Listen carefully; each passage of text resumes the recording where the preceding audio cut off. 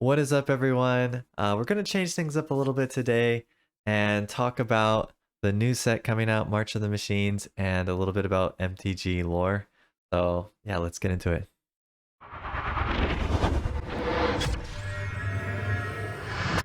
Alright, what is up, everyone? Aeneas here.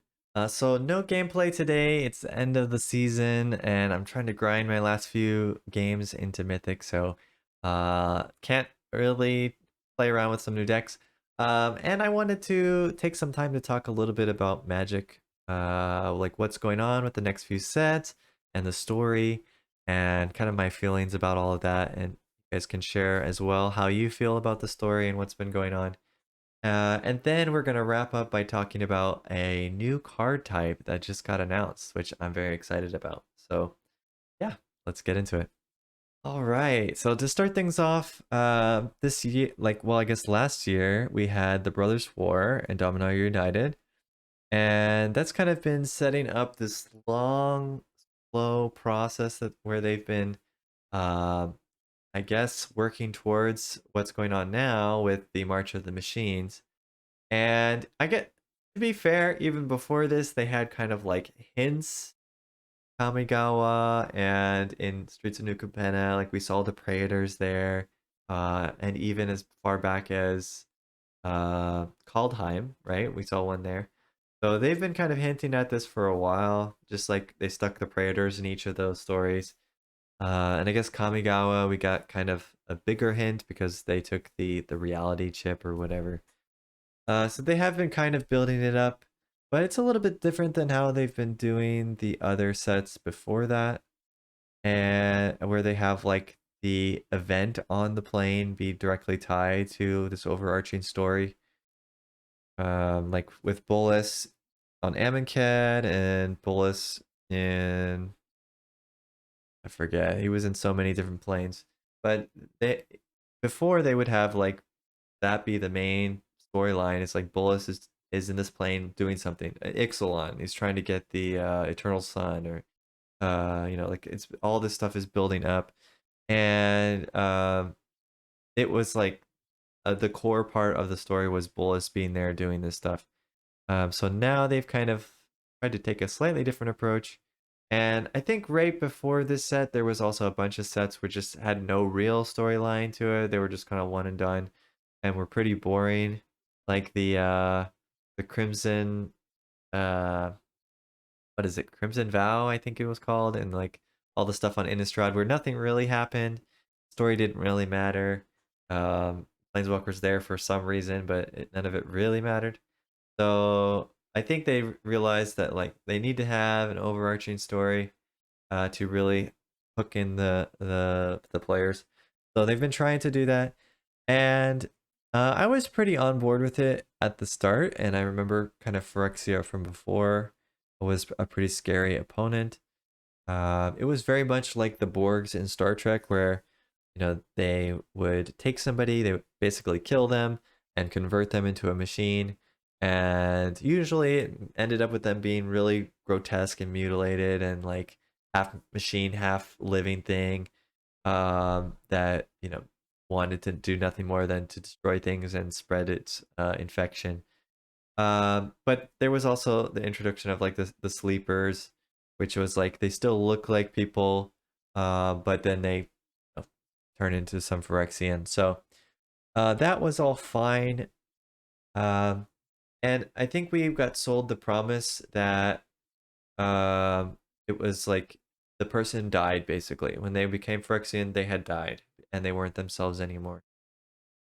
And we also got told that in this reality, in the world of Phyrexian, that planeswalkers were protected because of their spark. Their spark made it so that they couldn't be mind controlled, basically. They couldn't be controlled. And in this set, they've really kind of thrown that out the window, and I think that leaves kind of a hollow feeling because, as J.R.R. Tolkien said, when you create like a fantasy world, you have to create the ground rules for that fantasy world first start, and you have to adhere to those rules very strictly. Otherwise, there's this separation from the reader and that new fantasy world, and they no longer feel like they're part of that fantasy world.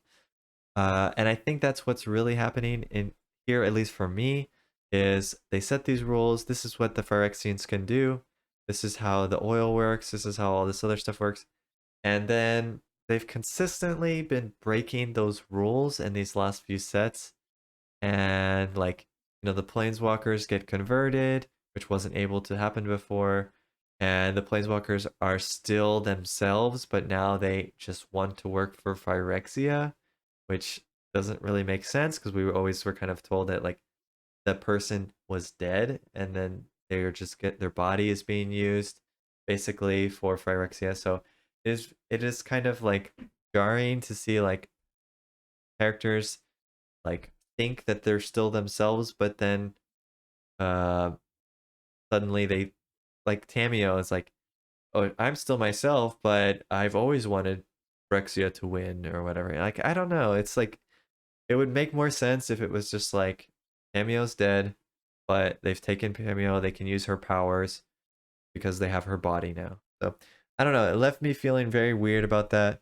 And then there's the fact that like a Johnny who is like the bravest and the nicest, uh, just basically nicest guy, cat daddy people say. Um, like I don't think there's any world where he wouldn't go down fighting. Like if Jin-Gitaxias was trying to take him, like he would rather die than be captured by the Phyrexians. And he knows about the threat, so it's not like he wouldn't know what's going on.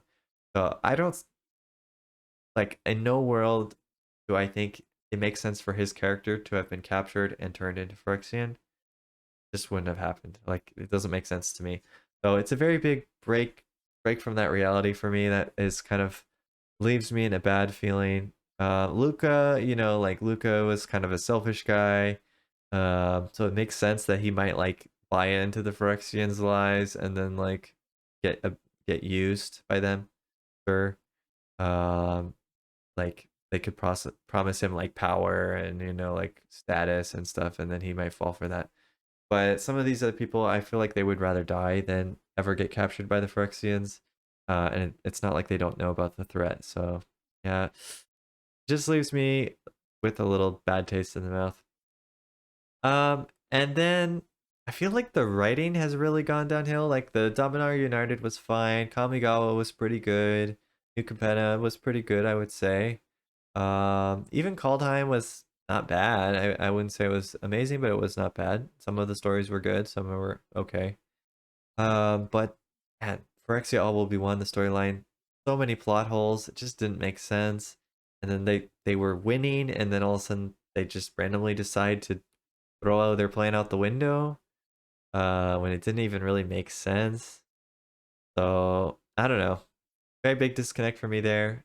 Then we got March of the Machine storyline going on right now, and it feels so much like War of the Spark to me. I mean, it's a little bit better, but there's so many like inconsistencies, and then like there's the problem where they want to include every character, so every character gets like a few sentences of like they're doing this and they're doing this and all that kind of randomness. So it really made War of the Spark not fun to learn about or to read about because there was no depth, and the plan that Bolus spent all these sets like putting in motion, like Bolus is like kind of a super genius, right? Like he's like a super genius villain, whatever you want to call him. He's been making these master plans all along, and then his final plan was just so lame and like taken down so easily that was just very disappointing.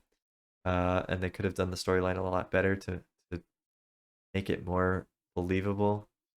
And I see a lot of the same things coming up in this story, so I'm pretty disappointed. Some people are enjoying it, but uh, yeah, I think they did do a little bit better job, but it's a little bit too unbelievable. Like just in the last set, it was like if the Phyrexian smoke gets in your lungs, you become Phyrexian. If you get touched by one droplet of oil, you become Phyrexian.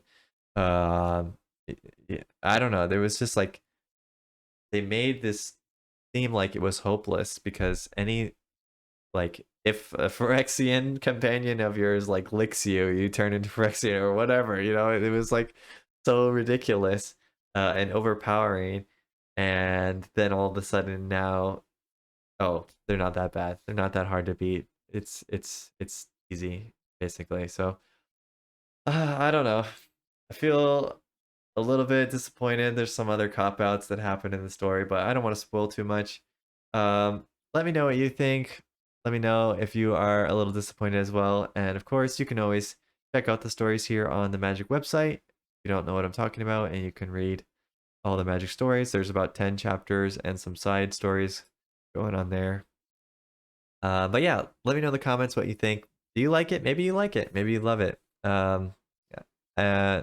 I think I mentioned in the past that I'm not a huge fan of the whole mind control thing, so that just adds on top of it. So for me, felt too much like War of the Spark about how they wrapped this up, and I didn't love how they kind of broke all the rules they put before. But that's my opinion.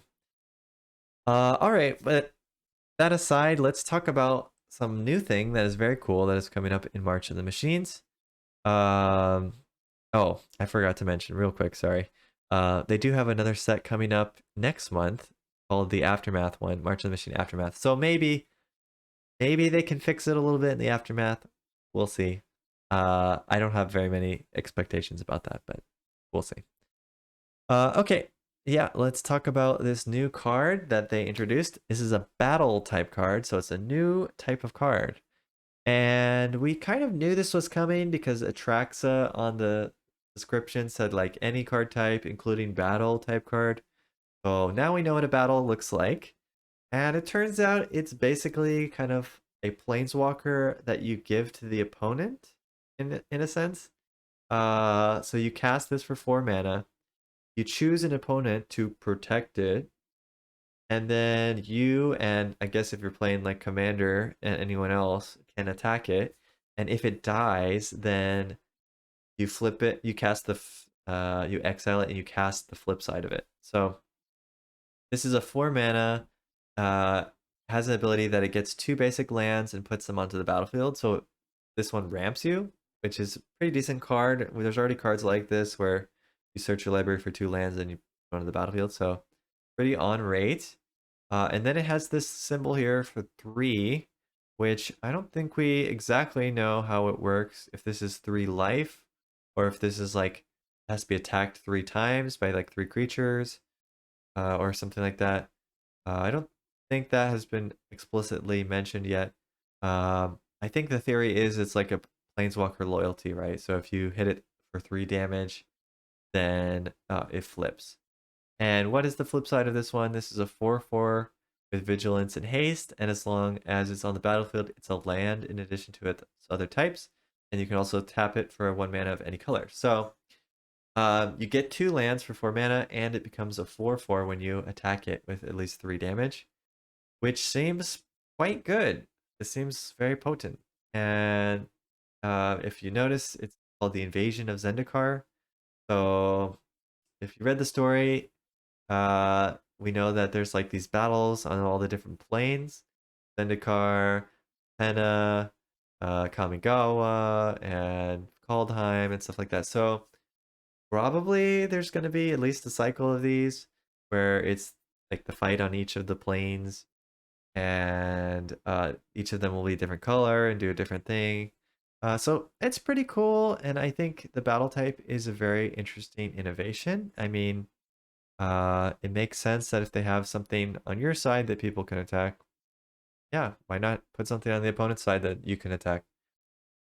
I don't see why not. So I think it's pretty cool and pretty innovative that they're trying something like this. I wonder about the balance though. I mean, this seems really good for the rate. I don't even imagine that it's that hard to flip, but maybe in their testing it was really hard to flip. Doesn't seem like it. And there's no like, if you protect it for 3 turns, then the opponent gets some effect. So kind of no downside to this card, to be honest. So I'm a little bit scared about that, especially because it's a big payoff for aggressive creature-based decks. Just another reason that control is gonna suck.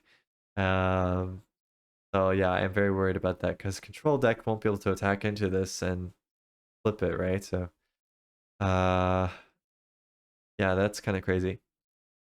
We'll have to get a little bit more confirmation on if that is 3 counters or if it's like you have to deal more damage than the number. Maybe that's what it is. Maybe you have to deal 4 damage and then it will flip because 4 is greater than 3 and it's like you won the battle. So if yeah, maybe that would make a little bit more sense and make it a little bit harder to flip because you'd have to attack in with at least 4 power on this card. So we'll see.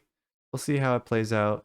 But definitely looks very good, and I'm almost certain it's going to be a cycle based on the naming and how it's kind of like how they made this card look. So yeah, pretty cool stuff. We'll have to see if it's as warping of Magic as Planeswalkers War, or if this is going to be a one-time thing just for this set. But looks pretty cool so far. All right, I think that's gonna be it. Let me know in the comments what you think about battle cards. Yes, no, good, bad for the game. Also, let me know what you think about the story. And if you got this far, like and subscribe, please. I'm also thinking about doing a little bit more of this like freeform discussion, talking about Magic in general, and throwing this in the middle of like my video schedule and stuff like that. So let me know what you think. Are you interested in this kind of video or not? But yeah, let me know. All right, well, good luck out there on the ladder if you're trying to get to Mythic, and until next time, see ya.